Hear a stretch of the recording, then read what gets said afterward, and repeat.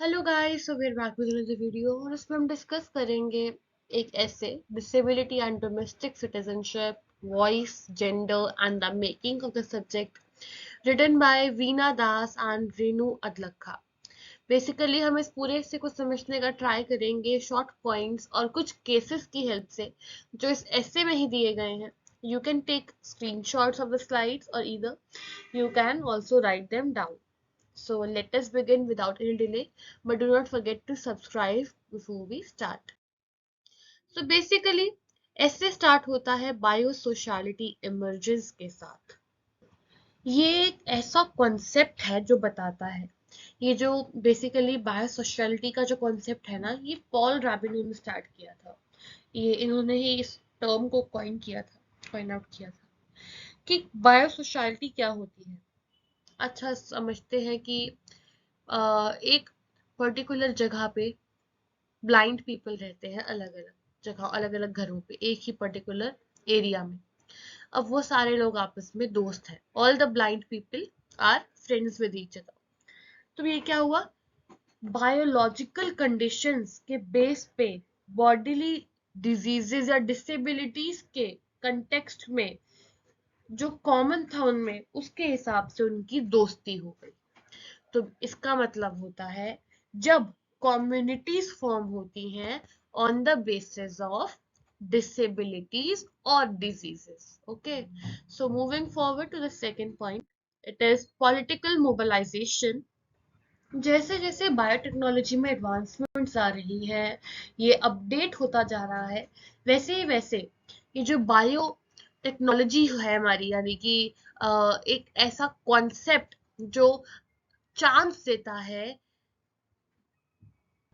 बायोसोशल communities को कि वो सामने आकर सोसाइटी को इन्फ्लुएंस कर पाए, अपने डिसीजंस को या अपने पॉइंट ऑफ व्यूज को दुनिया तक पहुंचा पाए। सोचो, अगर हम सेम एग्जांपल लेके चलेंगे, एक ब्लाइंड पीपल की कम्युनिटी बन चुकी है, सोच लिए पूरी कम्युनिटी बन चुकी है, और अब वो अपनी बातों को, अपने आइडियाज को, अपने राइट्स को, जो वो चाहते हैं, जो भी चेंजेस वो चाहते हैं, वो उस चीज को एक political point of view, political angle देना चाहते हैं।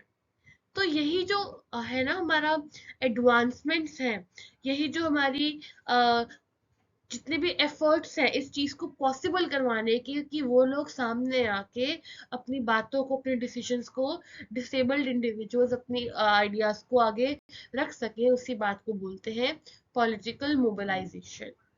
Moving forward, it is reconfiguration of domestic sphere. एक घर में एक ब्लाइंड पर्सन रहता है, अब उसको वहां पे वो चीजें या वो चांसेस नहीं मिलते ऐसे कि वो सामने आके अपनी इश्यूज को, अपने एंगल को, जो जैसी भी चीजों को देखता है, वो अपने घर वालों को समझा पाए। जैसे कि एक ब्लाइंड पर्सन नहीं बता पाएगा कि वो एग्जैक्टली कैसा फील कर रहा है, और मे बी जो साइटेड लोग हैं, जो देख सकते हैं, वो भी उसकी प्रॉब्लम को उसी पर्सन के पॉइंट ऑफ व्यू से नहीं समझ पाएंगे। इसीलिए डोमेस्टिक स्फेयर का रिकॉन्फ़िगरेशन है कि हम डोमेस्टिक स्फेयर में से ऐसे लोगों को निकाल रहे हैं, ऐसे लोगों को मतलब पहचान रहे हैं, नॉट निकाल रहे हैं, आई एम सॉरी, पहचान रहे हैं जो इस चीज से सफर कर रहे हैं और जिनमें पोटेंशियल है कि वो आगे आके पब्लिक डिस्कोर्स में अपने पॉइंट ऑफ व्यू को स्ट्रांगली प्रेजेंट कर सकें, पब्लिक में अपनी सिटीजनशिप को clearly and strongly put forward कर सकें। Fourth is ethnographic examples. चलो चलो अगेन एग्जाम्पल ले लेते हैं, एग्जाम्पल से जल्दी समझ आ जाएगा। हम बोलते हैं कि एक ब्लाइंड पर्सन है, अगेन ब्लाइंड से स्टार्ट किया था, ब्लाइंड का एग्जाम्पल लेके चलेंगे। अब वो जो पर्सन है ना, वो चाहता है कि उसको नॉर्मली ट्रीट किया जाए, जैसे बाकी सब रहते हैं, जैसे बाकी सब बात करते हैं। उसको कोई दया भावना की नीड नहीं है कि दूसरे आके उसको सिंपथी दे रहे हैं, ऐसा कुछ नहीं चाहिए। वो अपनी बॉडी में, अपनी ब्लाइंडनेस में वो नॉर्मल फील करता है, क्योंकि वो ऐसा ही पैदा हुआ है। पर लोग उसको बार बार सिंपथी दे दे के फील करवाते हैं that he is lacking something, but actually he is not. He is normal in his own body. उसके लिए तो हम अब नॉर्मल होंगे, फिर हम नॉर्मल नहीं है, क्योंकि उसकी नॉर्मल लाइफ, उसका नॉर्मल वर्ल्ड ब्लाइंडनेस में है। तो बेसिकली यही चीज यहाँ बताई गई है कि दीज आर एथनोग्राफिक एग्जाम्पल्स, कि लोगों को फील करवाया जाता है, because the idea of normalcy for people is very constructed, बहुत बोलते हैं ना, रिजिड रूल्स हैं कि हम नॉर्मल किसे बोलते हैं, क्या चीज नॉर्मल कहलाती है अकॉर्डिंग टू अस पीपल। यही बात है एथनोग्राफिक एग्जाम्पल्स की। I hope you got my point. कुछ केसेस ले लेते हैं, स्टार्ट करते हैं मंदिरा के केस से, आई एम सॉरी। अब यहाँ पे हुआ क्या है, मंदिरा को फोर्स किया जा रहा है कि वो एक डिसेबल पर्सन से शादी कर ले, क्योंकि वो डिसेबल है, मंदिरा इज डिसेबल्ड, चल फिर नहीं सकती, तो उसकी सेक्सुअलिटी और रिप्रोडक्टिव डिजायर्स जो है उसको एक तरीके से दबाया जा रहा है कि as a normal women she is not allowed to choose कि उसको अपनी लाइफ कैसे जीनी है, what are her sexual desires। तो इस बात को इग्नोर करते हुए मंदिरा के जो पेरेंट्स हैं, वो एक सिविल मैरिज के ऊपर फोर्स कर रहे हैं, और ये कह रहे हैं कि एक डिसेबल मैन से शादी कर लो, ताकि फैमिली की रेपुटेशन भी बनी रहे। दिस इज एन एग्जाम्पल कि कैसे एक disable person like Mandira has own rights कि वो कुछ भी कर सके, पर जो सोसाइटी है, सोशल हमारा एक तरीके से सोशल कंस्ट्रक्ट है, वो उसे अलाउ नहीं कर रहा नॉर्मल फील करने देने के लिए। They are not allowing her to do what she actually wants in her life. दूसरा केस है पुष्पास केस। अब इस केस में क्या होता है, पुष्पा को एक साइकेट्रिक प्रॉब्लम है, कुछ बोलते हैं ना कि कुछ उसको इश्यूज है with her brain, she is not able to respond clearly, वो ढंग से रिस्पॉन्ड नहीं कर पाती, वो समझती सब कुछ है। तो बेसिकली उसको फैमिली में डोमेस्टिक वायलेंस हो रहा है, husband is violent and abusive. तो बेसिकली उसका साथ देने के बजाय उस पे ही, पुष्पा पे ही एलिगेशंस लगाए जा रहे हैं कि ये पागल है और इसकी सारी बातें बेवकूफी की हैं।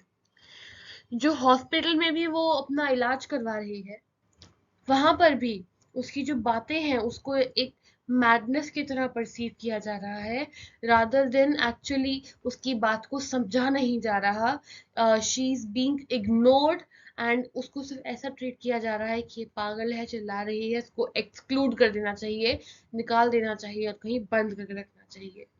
ये स्टोरी भी दिखाती है कैसे किसी डिसेबल पर्सन की जो वॉइस है उसको दबा दिया जाता है किसी ना किसी पर्दे के पीछे। कभी वो मैड है, कभी वो डिसेबल्ड है, कभी एक वुमेन है, ऐसी चीजों के पीछे उसको उसके राइट्स नहीं दिए जाते। Third is Vinita case. अब विनीता का केस भी कुछ ऐसा ही है, इसको जबरदस्ती फोर्स किया जाता है फॉर प्रोस्टिट्यूशन, एंड इसके जो हस्बैंड है वही ये काम कर रहे हैं इनके साथ बहुत ही बेरहमी से। और जहाँ पे इनको भी ऑब्वियसली एक मेंटल इशू है, साइकाट्रिक इशू है इनको, और हॉस्पिटल जो है वो एक सेफ प्लेस होने की जगह, एक ऐसी जगह है जहाँ पे ये रेफ्यूजी फील करती हैं, ऐसा फील करती हैं कि थोड़ा टाइम के लिए यहाँ पे सेफ है। और साथ ही एक ऐसी जगह भी है जहाँ पे इनको डेंजर है, क्योंकि यहाँ पे इनको अगेन इनका पॉइंट ऑफ व्यू ना समझने के बजाय इनको इनके ऊपर ही एक्यूजेशंस लगाए जाते हैं that she is not correct in what she is saying.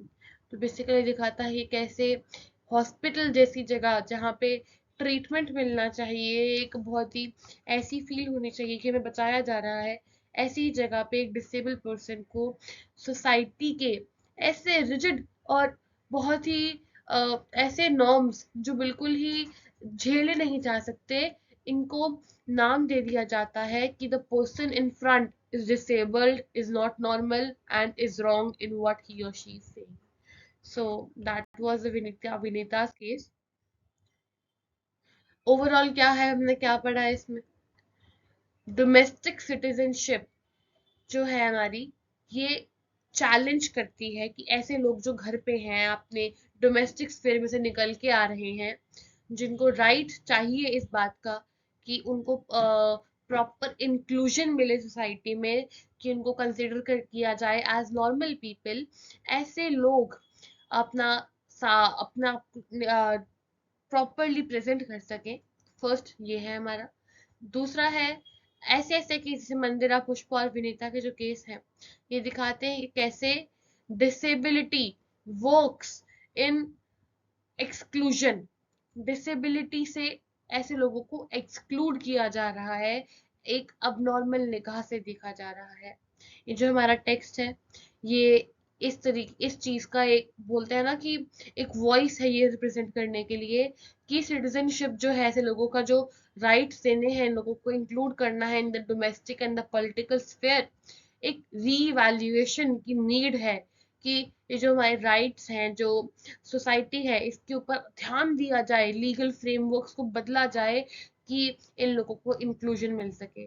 जो एथनोग्राफिक स्टडीज भी हैं हमारी, कि कैसे सिर्फ और सिर्फ डिसेबिलिटी ही हमारा मेन फोकस नहीं है, the social construct, the cultural construct, the political construct, ये भी एक तरीके से अपना मेजर रोल प्ले करते हैं डिसेबल पर्सन को ये फील करवाने में कि they are not normal. And that was the end of our video. Thank you for watching. Do not forget to subscribe before you leave. Thank you guys.